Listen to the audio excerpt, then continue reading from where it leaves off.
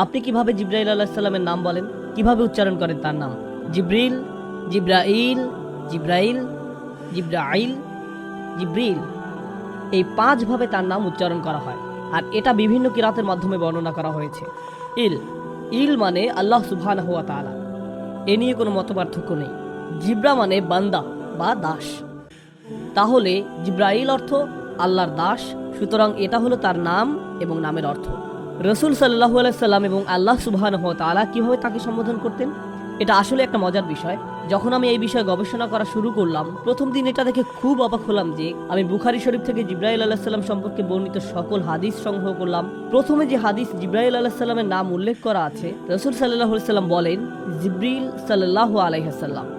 আমরা সাধারণত জিব্রিলকে আলাইহিস সালাম বলে সম্বোধন করি, যার অর্থ তার উপর শান্তি বর্ষিত হোক। কিন্তু রসুল সাল্লাল্লাহু আলাইহি সাল্লাম তার উপর সালাওয়াতও পেশ করলেন সাল্লাল্লাহু আলাইহি সাল্লাম। রসুল সাল্লাল্লাহু আলাইহি সাল্লাম এটা করলেন জিব্রাইল আলাইহিস সালামের উচ্চ মর্যাদার কারণে। আরেকটা ব্যাপার, রসুল সাল্লাল্লাহু আলাইহি সাল্লাম প্রায় তার নাম বলে তাকে সম্বোধন করতেন না।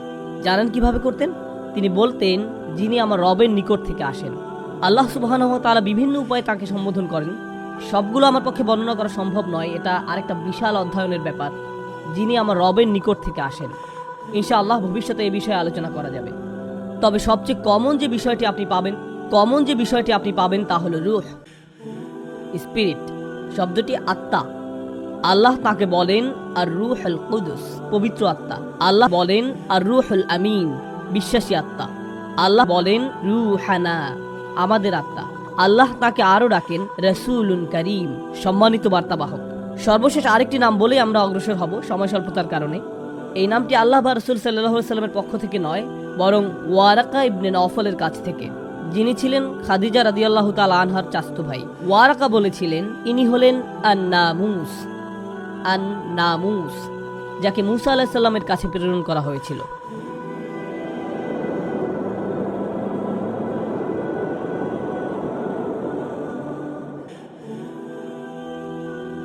জিব্রাইল আলাইহিস সালাম দেখতে কেমন ছিলেন?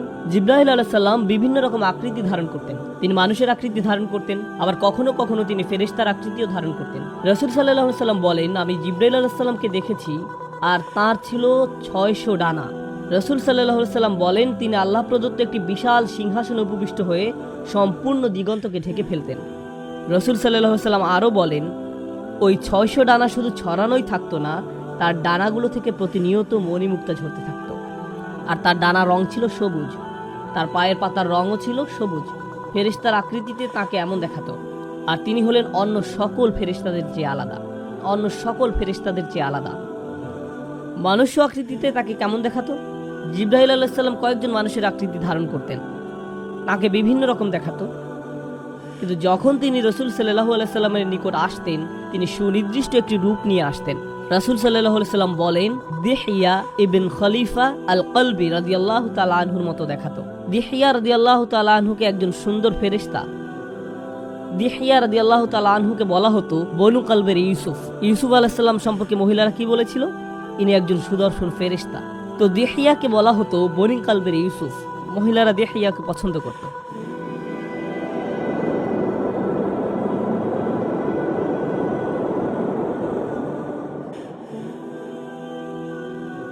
আল্লাহ সুবহানাহু ওয়া তাআলা এবং জিব্রাইল আলাইহিস সালামের সম্পর্ক কেমন? প্রথমত, তিনি হলেন কালিমুল্লাহ মিনাল মালাইকা, ফেরেশতাদের পক্ষ থেকে যার সাথে আল্লাহ কথা বলেন তিনি হলেন জিব্রাইল আলাইহিস সালাম। আপনি হয়তো ভাবতে পারেন আল্লাহ কি সকল ফেরেশতাদের সাথে কথা বলেন? না, মানুষের মাঝ থেকে যেমন নির্দিষ্ট কয়েকজনের সাথে আল্লাহ সরাসরি কথা বলেন, ঠিক তেমনি ফেরেশতাদের মাঝ থেকেও নির্দিষ্ট কয়েকজনের সাথে আল্লাহ সরাসরি কথা বলেন। আল্লাহ 4 জন ফেরেশতার সাথে কথা বলেন, মুকাসসিমাতি আমরা, যারা আল্লাহর বিভিন্ন নির্দেশের বাস্তবায়ন ঘটান। এই 4 জনের সাথে আল্লাহ সরাসরি কথা বলার বর্ণনা পাওয়া যায়। কিন্তু আল্লাহ সবসময় সরাসরি জিব্রাইল আলাইহিস সালামের সাথে কথা বলে থাকেন। এমন একজন নবীর কাহিনীও আপনি পাবেন না যেখানে জিব্রাইল আলাইহিস সালামের আলোচনা নেই। আপনি যদি কাসাসুল আম্বিয়া পড়েন, প্রত্যেক নবীর আলোচনায় কোনো না কোনোভাবে জিব্রাইল আলাইহিস সালামের নাম উঠে আসবেই, কারণ তাকে 1,24,000 পয়গম্বরের কাছে পাঠানো হয়েছিল। মুস্তাদ ইমাম আহমদের একটি হাদিসে 1,24,000 নবীর কথা উল্লেখ আছে। তাদের মাঝে 350 জন ছিলেন রসুল। তাদের প্রত্যেকের কাছে জিব্রাইল আলাইহিস সালামকে পাঠানো হয়েছিল তাদেরকে শিক্ষা দেওয়ার জন্য, গড়ে তোলার জন্য, সমর্থন দেওয়ার জন্য, প্রতিরক্ষার জন্য। তিনি প্রথম থেকেই তাদের সাথে ছিলেন। তার আরেকটি উপাধি ছিল নাসরুল আম্বিয়া, তিনি ছিলেন নবীদের সাহায্যকারী। জিবরাইল আলাইহিসসালামই ইব্রাহিম আলাইহিসসালামকে শয়তানের প্রতি পাথর ছুঁড়তে বলেছিলেন, আর আমরা সেই ঘটনার স্মরণে শয়তানের প্রতি পাথর ছুঁড়ি। সুবহানাল্লাহ। দেখুন সেই ঘটনার কত চমৎকার ঐতিহ্য আমাদের। জিবরাইল আলাইহিসসালামই ইব্রাহিম আলাইহিসসালামকে হজের নিয়মকানুন শিখিয়েছিলেন। কখনো কখনো জিবরাইল আলাইহিসসালামের ভূমিকাকে স্পষ্টরূপে উল্লেখ করা হয় না। ইউসুফ আলাইহিসসালামের গল্পে কখনো কি জিবরাইল আলাইহিসসালামের উল্লেখ পেয়েছেন? আপনি ইউসুফ আলাইহিসসালামের উপর বিশাল আলোচনা শুনতে পারেন, সেখানে হয়তো জিবরাইল আলাইহিসসালামের কথা কখনো বলা হয় না, কিন্তু তিনি সেখানে ছিলেন। আয়াতে বলা হয় ওয়ালাম্মা বালাগা আশুদ্দাহু আতাইনাহু হিকমা ওয়া ইলমা। তিনি যখন প্রাপ্তবয়স্ক হলেন তখন আমরা তাকে প্রজ্ঞা এবং জ্ঞান দিয়েছি। এতে ইঙ্গিত পাওয়া যায় যে তার নবুয়ত অনেক কম বয়সে শুরু হয়। আল্লাহ এবং জিবরাইল আলাইহিসসালামের সাথে তার সম্পর্ক অনেক কম বয়স থেকেই শুরু হয়। জিবরাইল আলাইহিসসালামের সাথে হযরত ইউসুফের কখন প্রথম দেখা হয়? যখন তার ভাইরা তাকে সেই কূপে নিক্ষেপ করেছিল আর তিনি কূপের তলায় পড়তে যাচ্ছিলেন। তখন তিনি এমন এক লোকের হাতের উপর ল্যান্ড করলেন যাকে তিনি আগে কখনো দেখেননি। তিনি ছিলেন জিবরাইল আলাইহিসসালাম। জিবরিল তাকে ধরে ফেলেন যেন ইউসুফ আলাইহিসসালাম পড়ে গিয়ে ব্যথা না পান। সুবহানাল্লাহ। চিন্তা করে দেখুন, ইবনুল কাইয়্যিম রাহিমাহুল্লাহ এ ব্যাপারে মন্তব্য করতে গিয়ে বলেন, এই ঘটনার নিদর্শন রয়েছে যে কোন সৃষ্টি আল্লাহর রজ্জুকে ধারণ করলে আল্লাহ অবশ্যই তাকেও ধারণ করেন, তিনি আপনাকে পড়ে যেতে দিবেন না। মাঝে মাঝে এই উল্লেখটা খুব সূক্ষ্ম, আপনি হয়তো কোনো লক্ষণীয় উল্লেখের কথা শুনেন না। এখানে জিবরাইল আলাইহিস সালামের ভূমিকাটা খুবই তাৎপর্যপূর্ণ। ইউসুফ আলাইহিস সালাম যেন পড়ে গিয়ে ব্যথা না পান সেজন্য আল্লাহ তাকে পাঠালেন ধরে ফেলার জন্য। কখনো কখনো বর্ণিত গল্পের নবীর সাথে নয়, বরং নবীর শত্রুদের সাথে জিবরাইল আলাইহিস সালামের উল্লেখ পাওয়া যায়। তো মুসা আলাইহিস সালামের ঘটনায় তিনি মুসা আলাইহিস সালামের সাথে বহুবার ছিলেন, কিন্তু মুসা আলাইহিস সালামের ঘটনায় আমরা জিবরিল আলাইহিস সালামের উল্লেখের যে সহিহ বর্ণনা পাই তা আসলে তার শত্রু ফেরাউনের সাথে। তিরমিজি শরীফের একটি হাদিসে বর্ণিত আছে, জিবরাইল আলাইহিস সালাম নবী করিম সাল্লাল্লাহু আলাইহি ওয়াসাল্লামের নিকট আসলেন এবং তাকে বললেন, ফেরাউনের মৃত্যুর দিন যদি আপনি আমাকে দেখতেন, সে যখন সমুদ্রের তলায় ডুবে মারা যাচ্ছিল, আমি গিয়ে তাকে পেলাম এবং তার মুখে কাদা নিক্ষেপ করতে লাগলাম। আমি ভয় পাচ্ছিলাম যে সে হয়তো লা ইলাহা ইল্লাল্লাহ বলে ফেলবে আর ফলে আল্লাহ তাকে ক্ষমা করে দিবেন, কারণ আমি ভয় পাচ্ছিলাম যে সে হয়তো অনুশোচনা করে লা ইলাহা ইল্লাল্লাহ বলে ফেলবে। আল্লাহ সুবহানাহু ওয়া তাআলাকে জিবরাইল আলাইহিস সালামের চেয়ে বেশি কে চেনে? জিবরাইল আলাইহিস সালাম জানেন আল্লাহ এতই দয়ালু যে এমনকি ফেরাউনের মতো পাপিষ্ঠরও সুযোগ রয়েছে, আর তিনি আশঙ্কা করছিলেন যে ফেরাউনের এক মুহূর্তের অনুশোচনা তার হয়তো সারা জিন্দেগীর অপরাধ মুছে দিতে পারে। জিবরাইল আলাইহিস সালাম চিন্তিত ছিলেন যে ফেরাউনের জন্য হয়তো একটা সুযোগ তৈরি হতে পারে। এখন জিবরাইল আলাইহিস সালাম কি ফেরাউনের ভাগ্য নষ্ট করে দিয়েছেন? না, আল্লাহ জিবরাইল আলাইহিস সালামকে বলেন, হে জিবরাইল, আমার ইজ্জত ও গৌরবের কসম, যদি সে আন্তরিকতার সাথে ক্ষমা চাইতো আমি তাকে ক্ষমা করে দিতাম। তার মুখে তোমার কাদা নিক্ষেপ কোনো কাজে আসতো না, আমি তবু তাকে ক্ষমা করে দিতাম। তার মুখে তোমার কাদা নিক্ষেপ কোনো কাজে আসতো না, আমি তবু তাকে ক্ষমা করে দিতাম। এখন দেখুন, আপনি হয়তো ভাবতে পারেন মুখে কাদা মারার কারণ কি? যখন পাপী ব্যক্তি মারা যায় ফেরেশতারা তার মুখে আঘাত করতে থাকে। জিবরাইল আলাইহিস সালাম কেন ফেরাউনকে এত ঘৃণা করতেন? তিনি বলেন, আমি সেদিন থেকে তাকে ঘৃণা করতাম যেদিন সে বলেছিল আমি তোমাদের শ্রেষ্ঠ প্রভু। হাদিসে আমরা জিবরাইল আলাইহিস সালামের একটা বিষয় দেখতে পাই, মাঝে মাঝে যখন জিবরাইল আলাইহিস সালাম রাসূল সাল্লাল্লাহু আলাইহি সাল্লামের কাছে আসতেন, তিনি বলতেন না আল্লাহ এটা বলেছেন, বরং তিনি বলতেন আল আলা, সর্বোত্তম প্রভু, সর্বোত্তম প্রভু। এতে আল্লাহ সুবহানাহু ওয়া তাআলার প্রতি জিবরাইল আলাইহিস সালামের অপরিসীম শ্রদ্ধার প্রকাশ পায়। পরিশেষে ইমরানের পরিবারের সাথে কোনো সময় জিবরাইল আলাইহিস সালামকে নবীর সাথে উল্লেখ না করে নবীর পরিবারের সাথে উল্লেখ করা হয়। তো আমরা মরিয়ম আলাইহিস সালামের ঘটনা জানি। মরিয়ম আলাইহিস সালাম মসজিদের বাইরে পূর্ব দিকের কোনো এক স্থানে যেতেন, মাকানান শারকিয়া। তিনি মাসে একবার মসজিদের বাইরে পূর্ব দিকের কোনো এক জায়গায় যেতেন। অনেক আলেমের মতে সেটা ছিল সূর্যোদয় দেখার উদ্দেশ্যে। তিনি সেখানে গিয়ে সূর্যোদয় দেখতেন আর আল্লাহর জিকির করতেন। তিনি সেখানে মাটিতে দুটো লাঠি গেড়ে পর্দা টাঙিয়ে দিতেন, যেন এই খোলা জায়গায় মানুষ বুঝতে পারে এটা তার বসার জায়গা, কেউ যেন এটার নিকটে না আসে। তিনি অল্প বয়স্ক মেয়ে ছিলেন, 14 থেকে 18 বছর বয়সের। মোট কথা তিনি একজন টিনেজার ছিলেন, আর তিনি একা আল্লাহর উপাসনা করছেন, আল্লাহকে একা একা স্মরণ করছেন। আল্লাহ তাআলা বলেন, ফাআরসালনা ইলাইহা রূহানা, আমরা তার কাছে আমাদের রূহকে পাঠালাম। ফাতামাসসালা লাহা বাশারান সাওয়িয়া, জিবরাইল আলাইহিস সালাম তার নিকট একজন সুদর্শন পুরুষ আকৃতিতে আবির্ভূত হলেন। জিবরাইল আলাইহিস সালাম মুখ খুলে কিছু বলার আগেই মরিয়ম আলাইহিস সালাম তাকে দেখে বললেন, আউযু বিরহমানি মিনকা ইন কুনতা তাকিয়া, আমি পরম করুণাময়ের কাছে তোমার থেকে আশ্রয় চাচ্ছি যদি তোমার অন্তরে আল্লাহর কোনো ভয় থাকে, মানে যদি তোমার ন্যূনতম কোনো শালীনতা থেকে থাকে, ভাগো এখান থেকে, কোনো কথাও বলতে যেও না, মনে করো যে এটা কখনো ঘটেনি, যাও আল্লাহর নিকট ক্ষমা প্রার্থনা করো। তাই প্রিয় বোনেরা, যদি কোনো ভাই আপনার নিকট এগিয়ে আসে তাদের সাথে এভাবে আচরণ করার চেষ্টা করুন। দেখুন আরবিতে কথাটা বলেন, দেখুন কি ঘটে। যদি তিনি আরবি নাও বুঝেন, তিনি ভাববেন না এই আপুর থেকে দূরে থাকাই উত্তম। আমরা এই গল্পে যদি আবার ফেরত যাই, তাহলে দেখব যে মরিয়ম আলাইসাল্লাম জিব্রাইল আলাইসাল্লামের সাথে পরে কথা বলেছিলেন। কিন্তু কেন? কারণ মরিয়ম আলাইসাল্লামের এভাবে কঠিন স্বরে কথা বলতে দেখে জিব্রাইল আলাইসাল্লাম সাথে সাথে মানুষ্য আকৃতি থেকে ফেরেশতার আকৃতি ধারণ করেন।